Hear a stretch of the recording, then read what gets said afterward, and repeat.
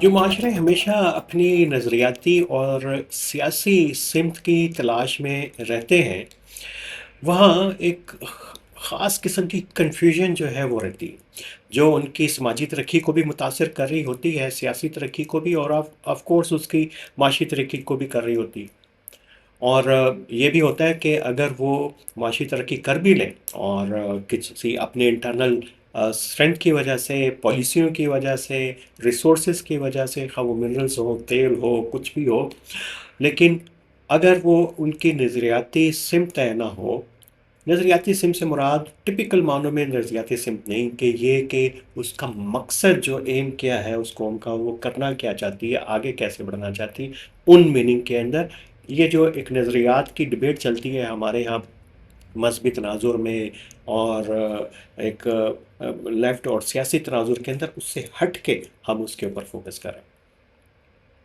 तो अगर वो तरक्की कर भी लें माशी तौर के ऊपर, तो फिर उनकी कुव्वत जो है ग्रेजुअली जो है वो, फिर उसको वो अ, ये एम्बिग्विटी और जो इबहम है उसको खाना शुरू कर देता है। पाकिस्तान के अंदर भी ऐसे ही हुआ, और कि कभी हमारे माशी शारिये बेहतर हुए, फिर ज़वाल की तरफ चले गए। और उसमें एक बुनियादी वजह, बेशक उसमें पॉलिसीज़ का भी, उसमें हम उसको नज़रअंदाज नहीं करते, लेकिन बुनियादी वजह हमेशा ये रही है कि हमारी नज़रियाती जो डायरेक्शन है, हमारा जो ऑब्जेक्टिव है, जो बतौर कौम एक पर्पज़ है, और पर्पज़ ऑफ नेशन है, ऐसे ही जैसे पर्पज़ ऑफ लाइफ होता है, तो वो कहीं ना कहीं पे जाके इस तरक्की के आड़े आता रहा। और कैसे वो आड़े आता रहा, वो हम उसके ऊपर तो बाद में जाएंगे, लेकिन ये बात हम इसलिए कर रहे हैं क्योंकि ये जब से टीएलपी के ऊपर बंदिश लगी है, फिर एक तरह से एक डिबेट शुरू हो गई है कि पाकिस्तान की नज़रियाती सिमत क्या है। पहले नज़रियाती सिमत ये थी कि जो मजहबी नुक्ता नज़र है वो इतना डोमिनेट कर गया था कि वो उससे रियासत तो चाहती थी, पावर लीड तो चाहती थी कि हमारी एक कौमी शनाख्त बन जाए, और इससे ज़्यादा उसके नज़दीक जो है वो शायद इसका पर्पज़ नहीं था। लेकिन हुआ ये कि उसने ये आउटसोर्स कर दिया मजहबी इदारों को, मजहबी जमातों को, उसने खुद भी इदारे बनाए, प्राइवेट मिलिशियंस को भी। अफ़गान सोवियत वॉर के दौरान ये प्रोसेस और ज़्यादा तेज़ होता चला गया, तो तक आउटसोर्स कर दिया। तो उसके बाद नताइज हमने देखे, उसके ऊपर हम तज्जिया मुसलसल करते हुए आ रहे हैं। तो वो अब रियासत को अब समझ नहीं आ रही कि अब करे क्या, उसकी सिमत क्या। क्योंकि अभी ऐसे लग रहा है कि पाकिस्तान की जो कुव्वत है, माशी स्ट्रेचर जो है, वो शायद तब्दील होने वाला है, या कम से कम हमारी पावर एलीट इस ख्याल के अंदर है, या उनको कुछ इस किस्म के इंडिकेशन आ रहे हैं, या उनको कुछ इंश्योरेंसेस हैं, या सिर्फ वाहमा ही है, हम उसके ऊपर बात नहीं कर रहे। उनको लगता है कि हमारी माशी कुव्वत जो है बढ़ने वाली है, हमारी सियासी कुव्वत बढ़ गई है, इंडिया के साथ जो स्टैंड ऑफ हुआ उसके बाद से, और ट्रंप की पॉलिसीज़ वो बढ़ गई है। तो उसमें ये जो पुराना जो हमारा नज़रियाती जो ढांचा है, स्ट्रक्चर है, ये अब नई हकीकतों के साथ नहीं चल सकता। इसके ऊपर भी हमने कुछ बात की है अपने कुछ प्रोग्रामों के अंदर, लेकिन ये कि ये होगी कैसे तब्दील, और ख़ास तौर के ऊपर जब रियासत ने मज़हब को ही हमेशा जो प्रायोरिटी दी हो, उसी के ज़रिए कोहेजन जो है उसको का ज़रिया बनाया हो, तो कैसे मुमकिन है कि अचानक से जो है एक मुतबादिल नुक्ता नज़र जो है वो परवान करना शुरू कर दें। और ख़ास तौर के ऊपर उस वक्त के जब यहाँ पे कोई मुतबादिल फ़िक्री निज़ाम है ही नहीं कि जो आपको पर्पज़ ऑफ लाइफ दे सके। और एक ख़ास तौर के ऊपर पावर एलीट के लिए तो बिल्कुल नहीं है। हमारी जो दानिश्वर एक क्लास है, एक तबका है, वो बात करता है हमारी सिविलाइजेशन कॉन्टेक्स्ट के अंदर हड़प्पा का, मोहनजोदाड़ो का, गंधारा का, कि हमारी जुड़त उसके साथ होनी चाहिए।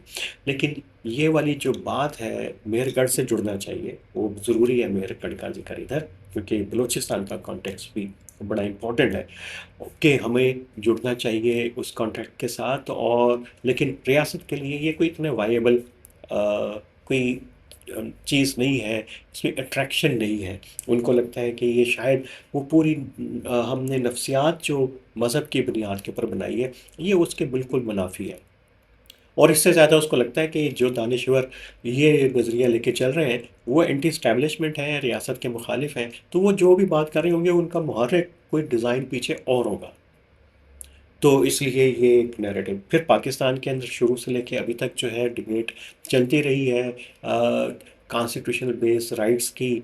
और ये पहले कॉन्स्टिट्यूशन के अंदर भी ये बात हुई, दूसरे तीसरे में भी कॉन्स्टिट्यूशन में आ भी जाए, लेकिन प्रैक्टिकली ये चीज़ें नहीं होती। तो कॉन्स्टिट्यूशनल बेस जो है रिसोर्स की distribution, cohesion, constitutional base cohesion, और ये बड़ी इंपॉर्टेंट होती है ख़ास तौर के ऊपर तो नेशन स्टेट के अंदर जो डेमोक्रेसी के ऊपर बिलीव करती हैं, जहाँ पे प्रोसेसेस चल रहे होते हैं, वहाँ पे चलती कोहिजन क्रिएट ही आपका सोशल कॉन्ट्रैक्ट और कॉन्स्टिट्यूशन करता है। और वो ज़ाहिर है कि उसकी बुनियाद मज़हब नहीं होती, कोई यूटोपियन ख़्याल नहीं होते, कोई नज़रिया नहीं होता, कोई ब्रदरहुड नहीं होती, कोई तारीख़ नहीं होती, कोई कोई बहुत बड़ी समाजी वैल्यू नहीं होती, कोई बहुत बड़ा ट्राइबल कल्चरल जो है वो सिंबलिज़्म उसके अंदर इन्वॉल्व नहीं होता। वो सीधा सीधा जो सिटीज़नशिप का कॉन्सेप्ट है कि मुख्तलिफ यूनिट रहेंगे कैसे, और वो रिसोर्सेज को कैसे डिस्ट्रीब्यूट करेंगे, और आवाम के साथ वो कैसे डील करेंगे, उनको क्या देंगे क्या लेंगे, ये एक सीधा सा नेशन स्टेट का कॉन्स्टिट्यूशनल बेस अरेंजमेंट होता है। लेकिन ये रियासत को सूट नहीं करता, और उसकी वजह ये है कि यहाँ पे रिसोर्सेज की डिस्पैरिटी रही है, और रियासत को रिसोर्स डिस्ट्रीब्यूट करते हुए बड़ा प्रॉब्लम आता है। फिर यहाँ पे पंजाबी का सवाल आता है, क्योंकि आबादी यहाँ है, रिसोर्सेज यहाँ पे कंसंट्रेट होते रहे, तो ये एक और बड़ी गुंजलक जो है डिबेट बनती चली जाती है। और उसमें फिर होता ये है कि जो पावर एलिट्स हैं, वो फिर उनको ज़्यादा बेहतर यही लगता है कि एक नज़रिया होना चाहिए जो यूटोपियन हो, और जिसके अंदर उनको रिसोर्सेज डिस्ट्रीब्यूट ना करें। एक ऐसा व्यू, नज़रिया, purpose of the nation Pakistan की पावर एलिट को चाहिए, जिसमें जो है वो कोई रिसोर्सेज की सियासी इख्तियार की डिस्ट्रीब्यूशन ना हो। अगर हो तो उतनी हो जितनी वो चाहता है, और जितनी हो उसी रफ्तार से हो जितनी रफ्तार से वो रिसोर्सेज को, ताकत को तकसीम करना चाहता है।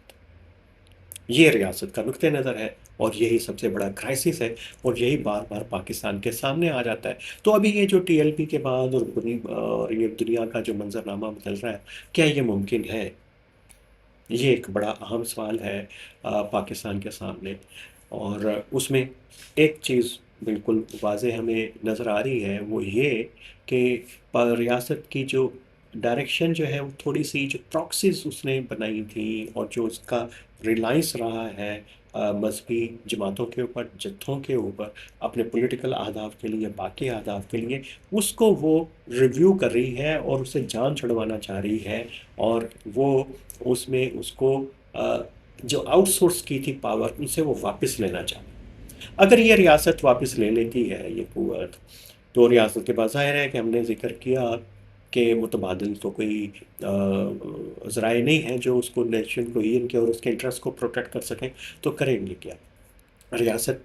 और जैसे कि फील्ड मार्शल सैयद आसिम मुनीर साहब बार बार कह रहे हैं, नज़रिया पाकिस्तान, दो कौमी नज़रिए की बात कर रहे हैं, उसे लगता है कि ये करेंगे तो सही, और मज़हब को ही ग्लू रखेंगे, जुड़त रखेंगे, लेकिन अब ये होगा ज़रा सियासी निगरानी में, और उसको आउटसोर्स नहीं करेंगे, इसकी प्राइवेटाइजेशन नहीं होगी। अब इस्लाम की और नज़रिए की, उसको रियासत कंट्रोल करेगी, और वो कंट्रोल करेगी। बहुत सारे इदारे पाकिस्तान में हैं, नज़रियाती कौंसल और इदारा सकाफ़त इस्लामी और पतनी इदारा तहकीक़त इस्लामी, जो करते कुछ नहीं हैं, निकम्मे हैं, पैसे खाते हैं, रियासत के ऊपर बोझ हैं। तो उनके ज़रिए करेंगे, आसान भी होता है ऐसे।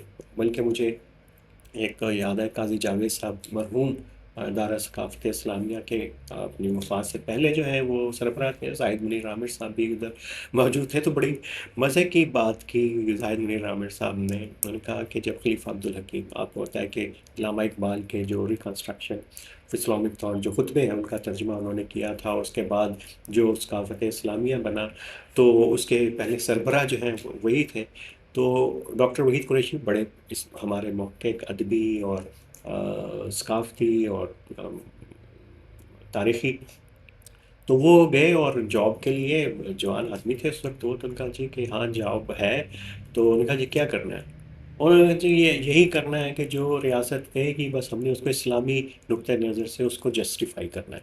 तो ये काम चाहते हैं इन इदारों जो वैसे दुनिया के बेशतर इस्लामी ममालिक में ये जो इस्लामी हेरिटेज के तहकीकी इदारे होते हैं वो यही कर रहे होते हैं कि अपनी रियासतों के जो इंटरेस्ट को रीडिफाइन कर रहे होते हैं और उनको एक्सप्लेन करने की जो है वो कोशिश कर रहे होते हैं। तो यही लगता है कि डिज़ाइन और ऑब्जेक्टिव इस वक्त इनके सामने है और इसी को वो आगे लेके चलेंगे।